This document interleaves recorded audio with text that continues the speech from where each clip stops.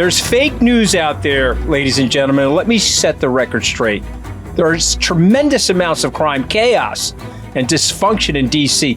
The Smithsonian Museum is pushing divisive, un-American ideas, and the job numbers, everybody knows this, especially people on Wall Street, they're coming out of the Bureau of Labor and Statistics totally rigged. Anthony, wake up.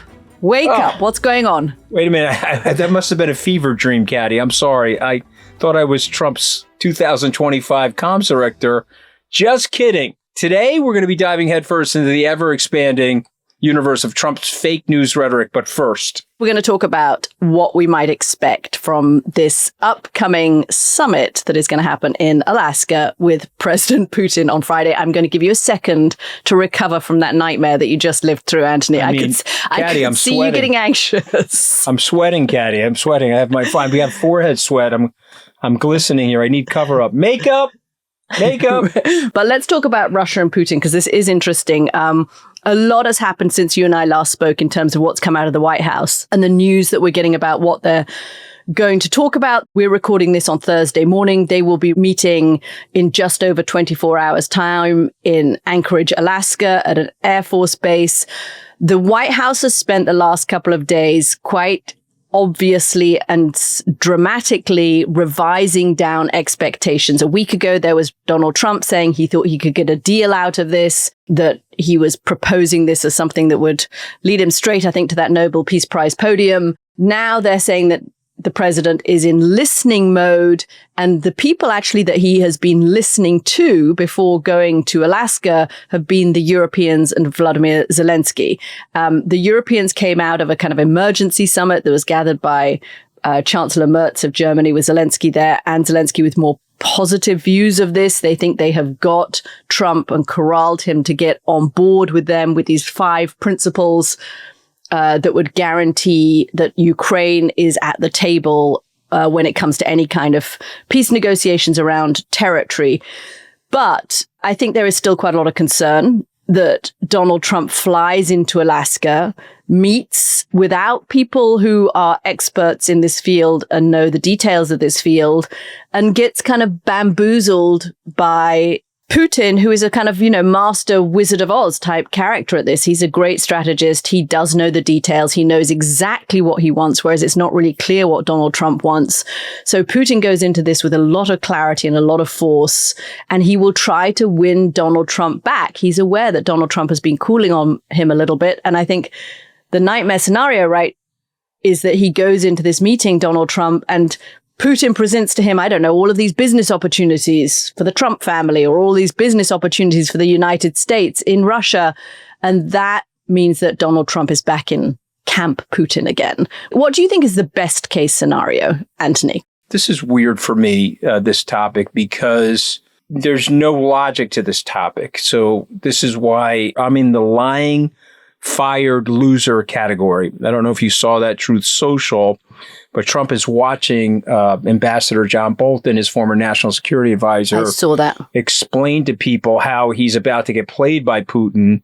And of course, that's infuriating him. So he's saying that we're a group of lying, fired losers. So I would wear that distinction as a badge of honor. But none of this makes sense to me, because if you read our briefings and you understand the threat from Putin, and I just got back from Norway, and just a reminder, Finland and Sweden, 80 years of NATO, not in NATO, okay, or 79 years into NATO, and in the 80th year, we would like to be in NATO. So people don't think there's a threat from the Russians and threat from Vladimir Putin.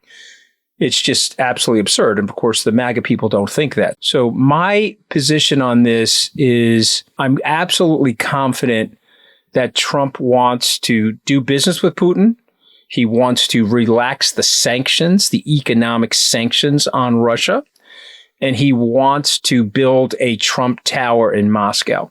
And when Trump was with Putin in Helsinki, we're going all the way back to 2018, one of the things he talked to Putin about was real estate and doing real estate deals in Moscow.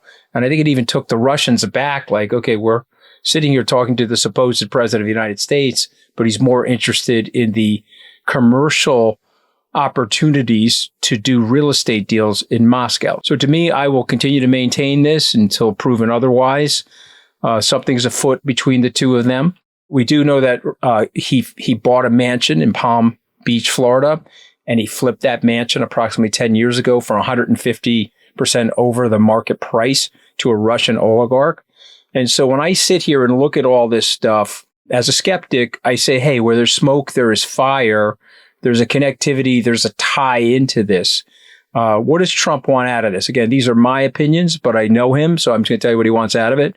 He wants to come out of there with a deal that Zelensky's not going to like, but that he thinks he can shove on NATO.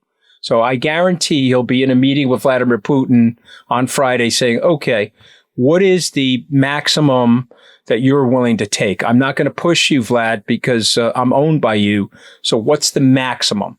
And then he's going to go to NATO and he's going to try to push them to get Zelensky to agree to that. So I don't know if it's a land swap. I don't know if it's we're going to redistrict the borders. And then the secondary thing will be, I want to open up the economy, our economy and their economy. That's interesting. I mean, it's interesting that you point out to the economy, because I had a conversation with somebody very senior in European intelligence ahead of this podcast who said that the thing that the press is missing is that what Donald Trump and Vladimir Putin want to talk about apart from Ukraine, which they probably actually don't want to talk about very much, but what they really want to talk about are the broader issues around US-Russia relationships.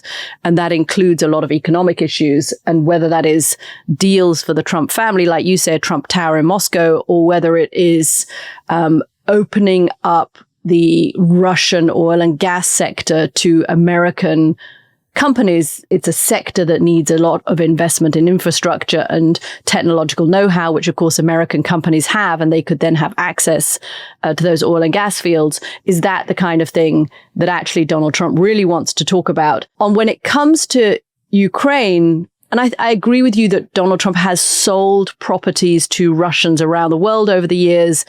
And does he think that comes with no quid pro quo? I mean, does he think that is just a deal that you do, even if you sell it at an inflated price like in Mar-a-Lago, and there is no payback that comes with that? I am not hearing from people in the intelligence community, either here or in Europe or in the UK, that they think there is something specific that Putin has on Donald Trump.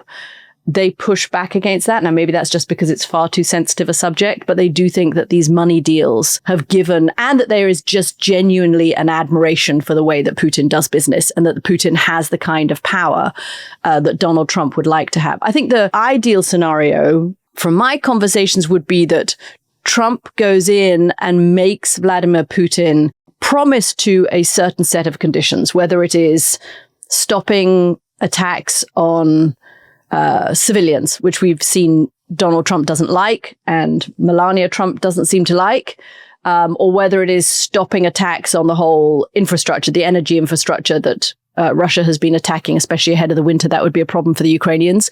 Those are the kinds of things that you could measure. And then you could come back in 6 months and say, hold on a second, Putin, or in 6 weeks and say, but you agreed to these things and you haven't stuck to them, and there will be retaliation. But the number of times Donald Trump has said to Putin, you know, if you don't agree to a ceasefire, if you don't sit at the table, if you don't stop the fighting, there'll be more sanctions. And so far, apart from the threat of tariffs, secondary tariffs against India, there just hasn't been much retaliation against Russia. I mean, it's interesting that, so you know this, okay, from the comms side, from working in the White House, Anthony, the fact that it was the Kremlin that wanted this meeting, the fact that it is from the Kremlin that we hear news that there's going to be a press conference, that's significant, right? It's not the White House saying that we really want a meeting. It's not the White House saying there's going to be a press conference. It feels like the Russians are setting the agenda. And that makes me think they're feeling pretty confident going into this. Okay, so, and again, I don't want to overly push back on these intelligence people that you talk to, but Trump does not give a shit about the intelligence people.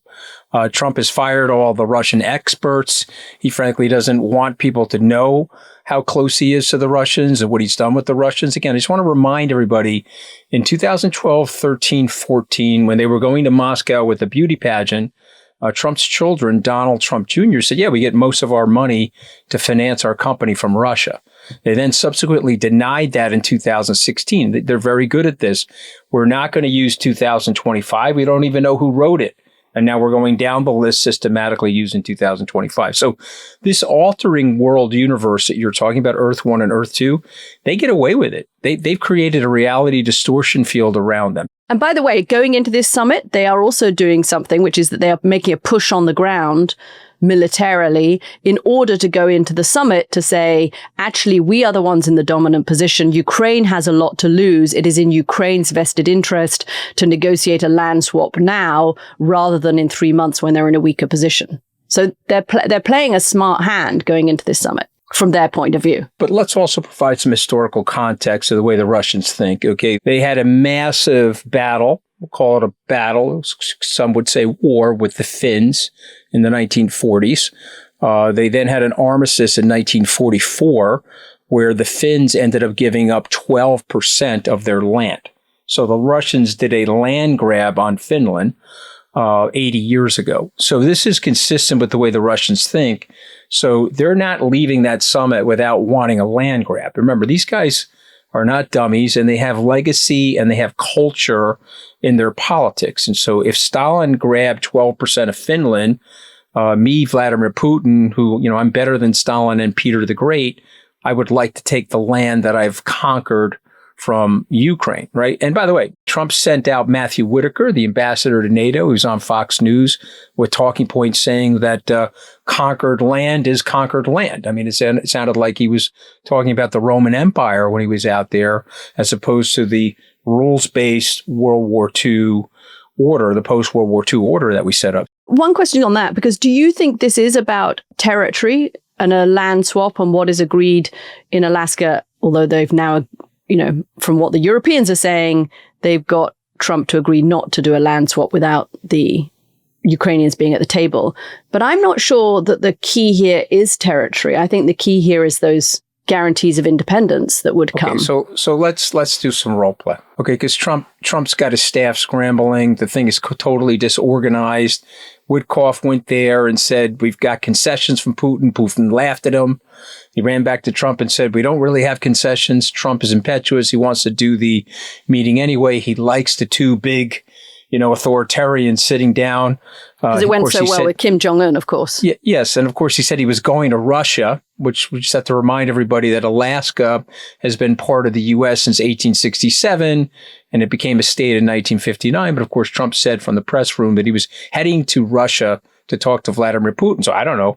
And by the way, you know how Russian propaganda works. Putin's going to be there in Alaska. Who the hell knows if 5 or 6 different state newspapers or television commentators say he's there to take back Alaska, which is a nationalistic thing for the Russians. And maybe that's why Putin wants to be there in terms of the photo opportunity. But just think about this for a second. Let's role play. I'm Donald Trump. I can't get any concessions from Putin.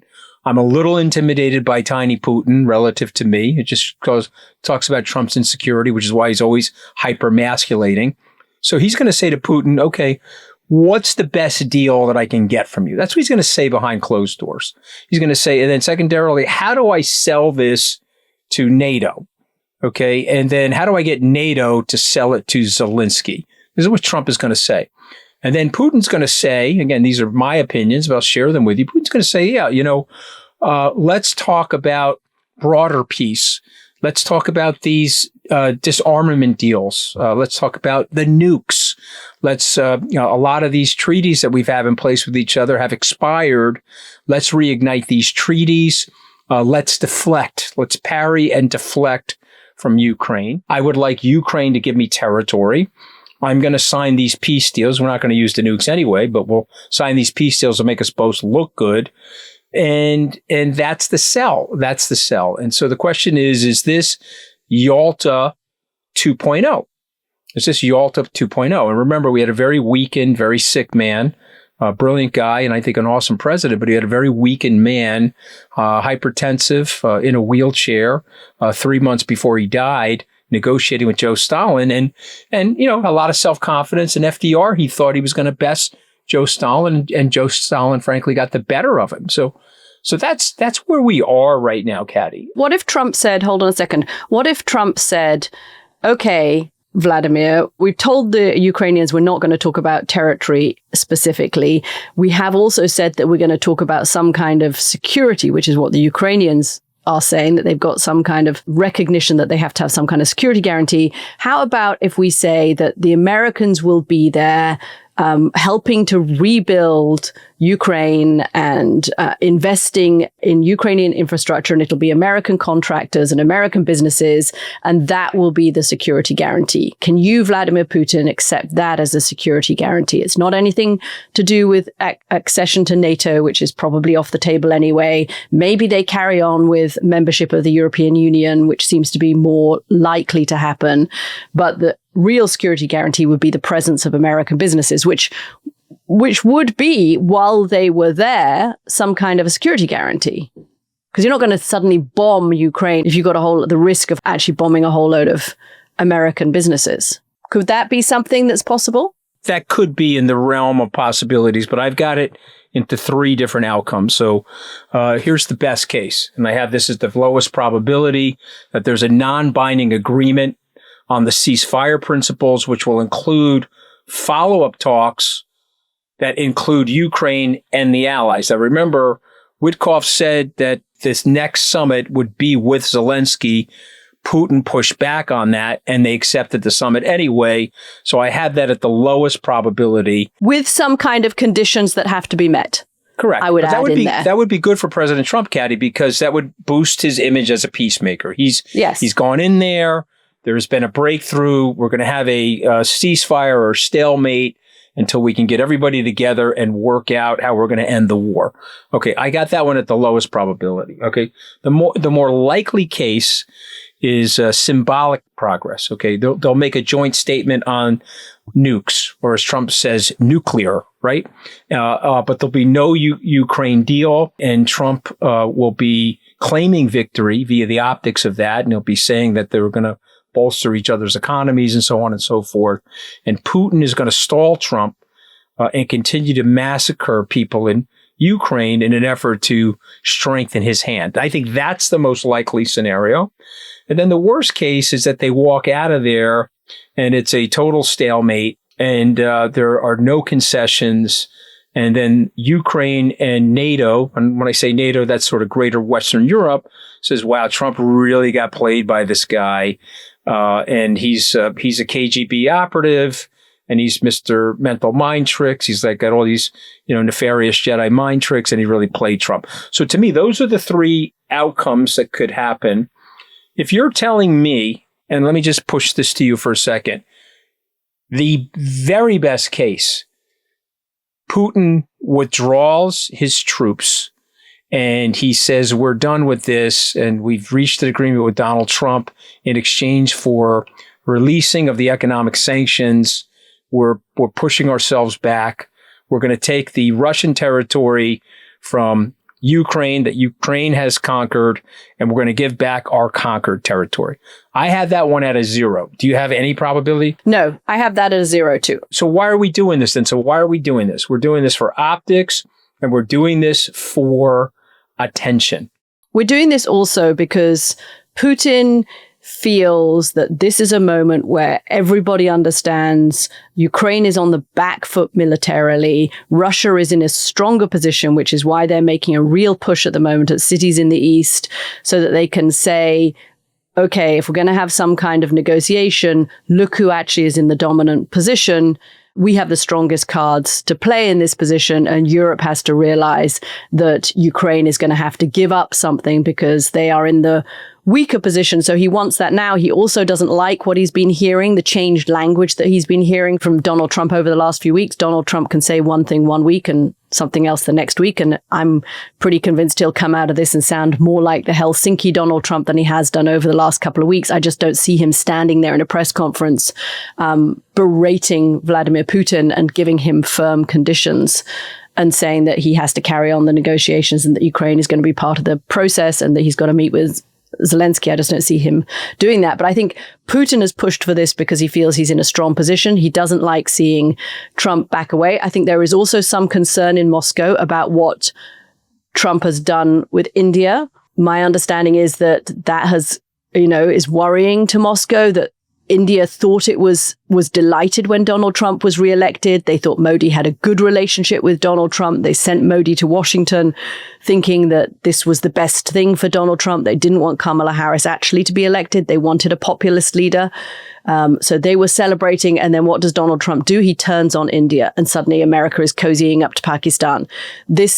I think this could be a little disquieting to Moscow. Hold on a second. This is not as predictable as we thought it was, this relationship that we thought we had. So I think there are various reasons why Putin wants this. This is already a win for Putin.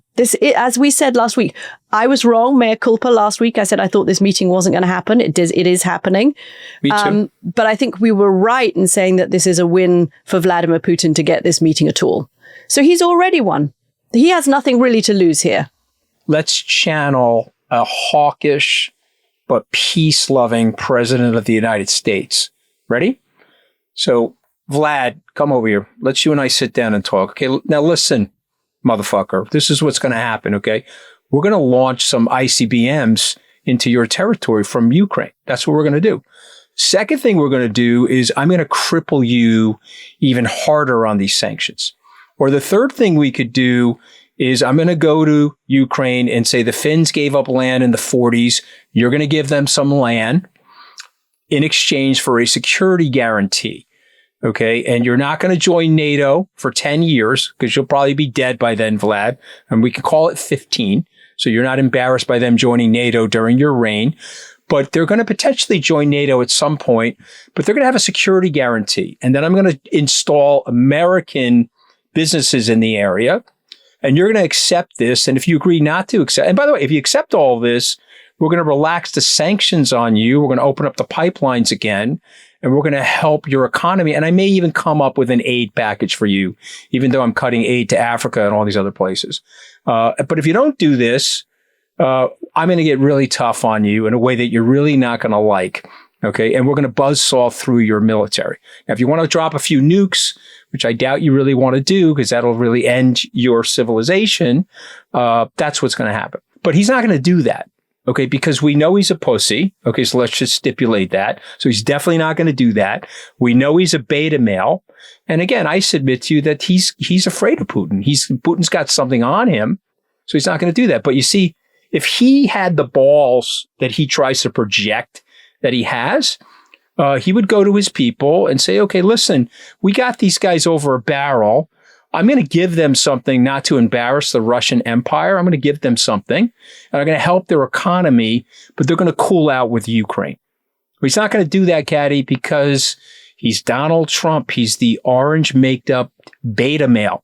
He's not going to do the things that you need to do to really secure the peace and do it with the toughness that's required when dealing with the Russians. The best sign of something good coming out of this would be if Marco Rubio was really the dominant figure in all of these negotiations, because he's the one that actually understands Russia and Ukraine and cares about this and has tried when he was in the Senate to get the best possible deal for Ukraine, understood the implications of capitulating to Russia for other countries and for the United States. But he's going on this trip, but he's really not been in the forefront of this. Okay, we're going to take a break and come back and talk about Earth 1 and Earth 2. Welcome back to The Rest is Politics US. From the nation's sunny, peaceful, well-armed, well-patrolled, and well-protected capital, I feel so much better. I don't believe you. And I know you told Fiona to block out and dub out the gunshots and the explosions that are going on. I'm hiding behind the I don't believe you, Katty Case. Stephen Miller is my spiritual guru, and he's my oracle of truth. Yes. Okay. And he's telling me that there's chaos and dysfunction, but it's going to be okay because President Trump is going to save it. And the Democrats are trying, and I quote Stephen Miller, my oracle of truth, they're trying to unravel the civilization. But Donald Trump, who is the vicar of all things civilized, because he's a very civilized person, he's going to put an end to this by bringing the National Guard. So he's going to militarize.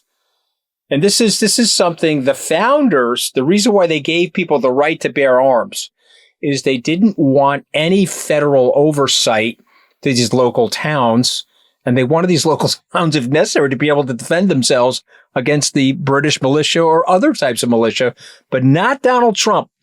He has no understanding of American history, no understanding of the American Constitution, but he's the oracle of all things civilized, Katty. And I don't believe you, by the way. Okay. Yeah, I'm looking out my window with trepidation because I am worried about that huge, big surface-to-air missile that's launched outside my window. So a couple of nights ago, we were out walking the dog, and suddenly this kind of phalanx of balaclavaed, flak-jacketed federal agents walks down the street. Everybody's out there sitting having ice cream. It's a nice evening in Washington, D.C.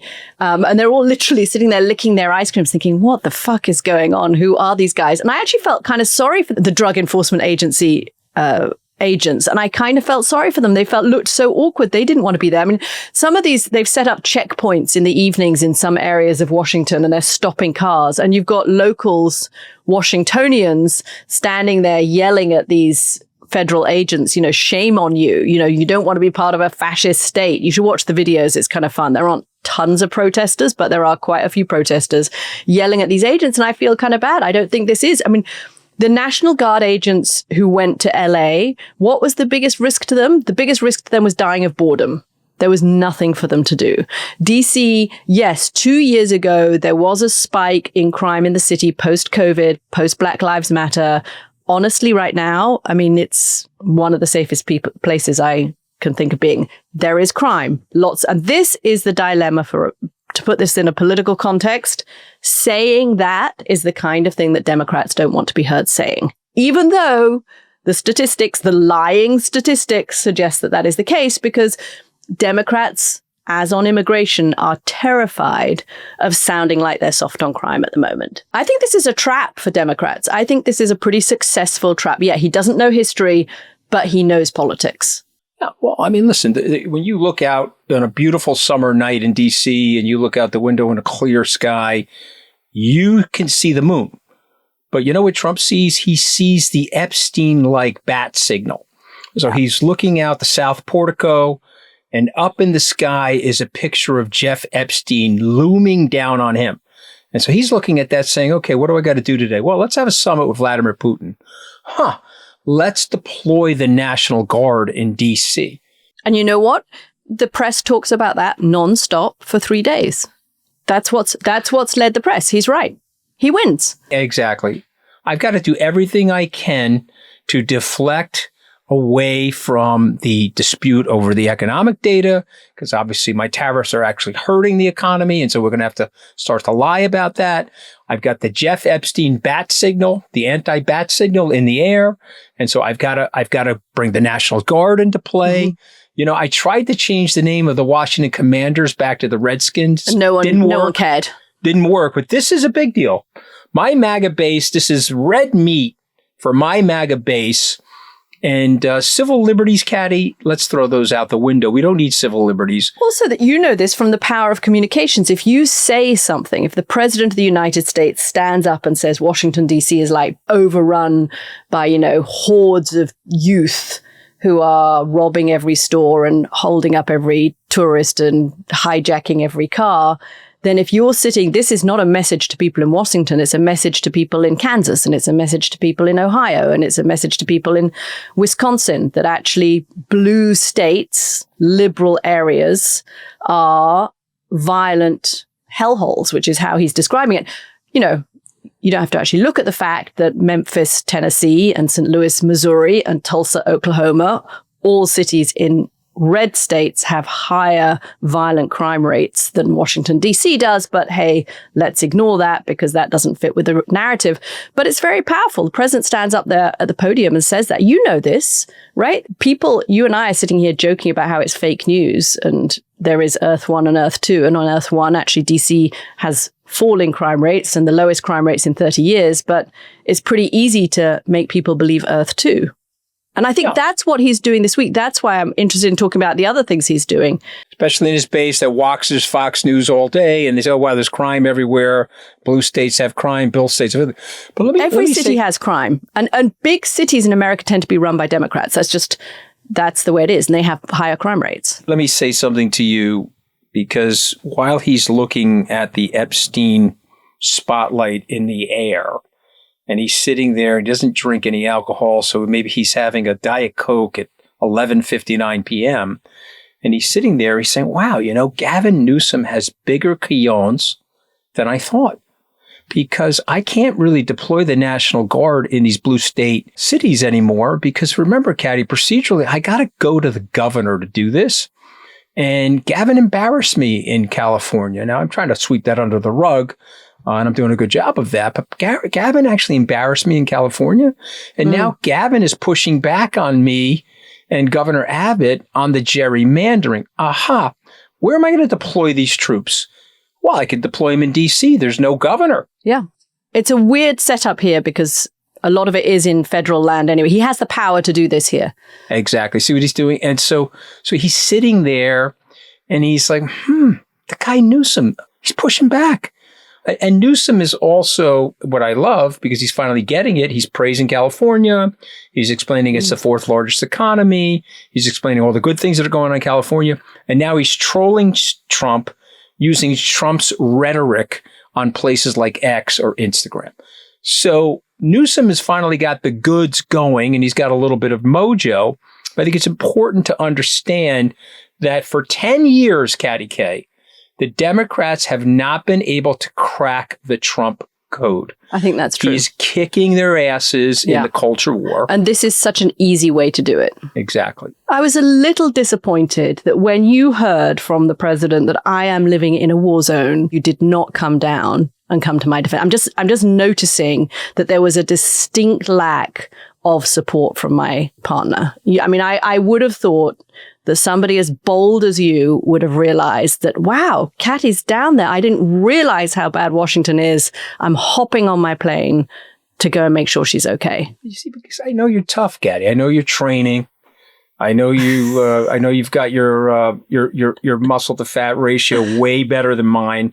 Mm-hmm. And I know you're tough, and I know you can parry and any of these people that you need to take on. But I do think you're in a danger zone. I think you're in a war zone. And you're worried. And I think we should invite Stephen Miller on. Of course, he wouldn't accept my invitation to tell us about how horrific everything is. But Katty, again, where are the Democrats? Your buddy Elon Musk said he's on the list. You may have read this over the weekend. I love this story. MAGA wants Elon Musk back. MAGA wants Elon Musk back. He's a very powerful guy. Where are the Democrats? Me, I'd have a big cowbell on.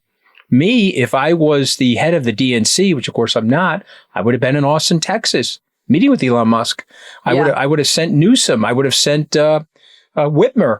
Somebody go down and see Elon, see if we can get him back in the tent. You may not like him. You may think he's weird, but he's a very powerful guy. And so you're in a situation now where there's another political battle coming. That's the midterms. Democrats are polling very well. By the way, it's sort of like a 55-45 mix generally, which is why Trump wants to gerrymander the state of Texas. But they've got an opportunity. There's an opening here for the Democratic Party to create some momentum for themselves. There's an opening here. Listen, we have falling crime rates. Commissioner Tisch, the New York City Police Commissioner that Mayor Adams has put in place, has done a magnificent job. It's back to the Bloomberg-Giuliani era. We got to clean up the city. There are issues in the city, but we have falling crime rates here as well. Push, fight, fight. Stop the nonsense of capitulation with Donald Trump. I mean, the problem for Washington is we don't have a figure to fight, right? Because we don't have a senator, we don't have a governor, so there is no national, there is this weird setup where half of the city is owned by the federal government, half of it is owned by the DC government. Okay, the reason I also wanted talking about DC and what is owned by the federal government and the DC government is the other thing that Donald Trump has tried to do that people might not have noticed in all of the National Guard stuff this week, which I do think is significant. He sent a letter to the Smithsonian museums. Any of you who have visited Washington have hopefully visited our amazing museums here. They are free. Not that I'm sounding like an ad for Washington, D.C., but they are free and they're well worth visiting. And the president has sent a letter saying that in this coming up on the 250th anniversary of the country's founding, he wants to have a review of all of the materials and upcoming exhibitions of the Smithsonian museums, the largest museums in the country, in the world, actually, the largest museum complex in the world, to make sure that they have uplifting, here's a quote, uplifting and inclusive portrayals of American history, and that they are in alignment with the president's directive to celebrate American exceptionalism and remove divisive narratives. So I think this is doing something similar to what he's doing with the troops in Washington. It's doing something similar to what he's doing with the labor statistics. It is recreating American history in Donald Trump's worldview. So I don't like the labor. I don't like the unemployment statistics. Let's say that they were fake and get somebody in who can give me the right unemployment statistics. I don't like the fact that we have the African American History Museum, which looks at the history of slavery. So we're going to remove certain items and sanitize that to have a perspective of history that it says with the president's view of how he wants this to look. It's the same kind of thing that he's doing with the crime stats in the city. And I think the thing about the museums, I read through that letter, it is quite chilling. The idea that you would go into museums, which are research centers, and say, we're going to take the culture and mold what the culture does and what the directives of culture does to fit a propaganda message. It's a very populist nationalist playbook. You look at every populist leader, nationalist leader through history, authoritarian leader, what do? They try to use culture. Culture with a kind of big C. And that is what is happening here. How do you rewrite the history of slavery not to be divisive? It was a divisive issue by definition. Well, of course, but I'll say something broader. Strong leaders accept and actually like dissent. Strong leaders look at the situation and say that I'm one person trying to do good for the rest of man and womankind. And I'm going to have opposing people, which would make sense because not everybody's on the same footprint or fingerprint ideologically. But as a strong, secure leader, I am willing to accept dissent because that is the plurality of how things work. Weak leaders, on the other hand, are not willing to accept dissent. They're not willing to accept dissent in their own court. They're not willing to accept dissent in their culture. They're not willing to accept dissent as it relates to economic statistics or other things. And I'm reading a book right now by Scott Anderson. I think you may know Scott. He wrote about Lawrence of Arabia. His new book is called King of Kings, The Iranian Revolution. And the subtitle is the one I love the most, Katty. It's called A Story of Hubris, Delusion, and Catastrophic Miscalculation. And so what do we got going on? We got a strong leader perceptionally, but actually a very weak leader, the Shah, not accepting dissent, has a court of yes people around him. He's doing things in the country which are no compromise, because again, consensus and compromise is how good governments work. And of course, this is a great quote from the book, and I'm going to read it to you. For his part, the King of Kings, which the Shah was known as, had created such a culture of sycophancy within his palace that even upsetting economic statistics like climbing unemployment or inflation rates were routinely doctored to more pleasing results. So we have good leadership, accepting dissent, wanting to talk about the truth of the culture.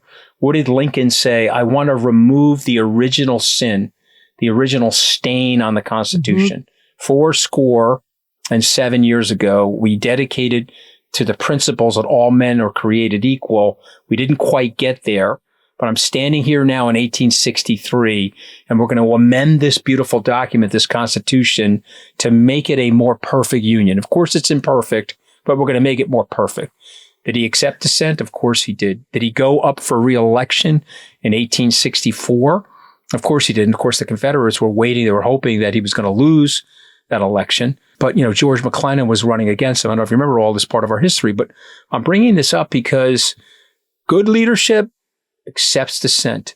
Bad leadership, let's close the African American Museum, which is on the mall as it relates to our culture. And let's sanitize what happened because it doesn't make me feel well. It doesn't fit my narrative. Right. But Katty, explain this to me, though, because I was 7 years old. I read The Emperor Has No Clothes. I was in the first grade. And when we got done reading it, I was like, wow, that's really stupid. Guys walking around naked. Why are these people telling him he's got the clothes on. And I never understood it. I'm now 61 years old, 54 years later. I got it. It's fear. He's got willing sycophants. It's power. I want to be close to power. Caroline Leavitt, she's going to say and do whatever the president wants her to say and do. And she's going to do it with a level of shamelessness. Yeah, I have to say, Anthony, she is a better comms director. If I was hiring a comms director, I would be hiring Caroline Leavitt over Anthony Scaramucci, because Mr. Scaramucci would be too much dissent from the party line. Well, next time I go work for Donald Trump, I am getting out the peroxide. I'm dyeing my hair blonde. Okay, I'm going to get some eyelash extensions, and I'm going to give it a go, Katty. You're right on fear. I had a conversation yesterday with a former Republican congressman and former Secretary of Defense who said he has never heard so many members of Congress tell him that they were afraid, not just for themselves, but for their families. That is a new thing, and the fear is real. Okay, we're going to leave it there. Signing out from Earth 1. I'm on Earth 2, Katty. I'm on Earth 2. I'm signing out from Earth 2. Where DC is dangerous and Vladimir Putin is my spiritual overlord. And do join us, because for this bonus episode this week for our founding members only, we're going to look, talking of Caroline Leavitt, inside President Trump's female power block. We'll look at the women in his inner circle who are changing his mind behind the scenes. You can sign up, of course, at therestispoliticsus.com if you're not already a member. You know you want the gossip, guys. You know you want the gossip. So go to therestispoliticsus.com, tap the link in the episode description to hear the full story. Thank you, guys, and we'll see you next week.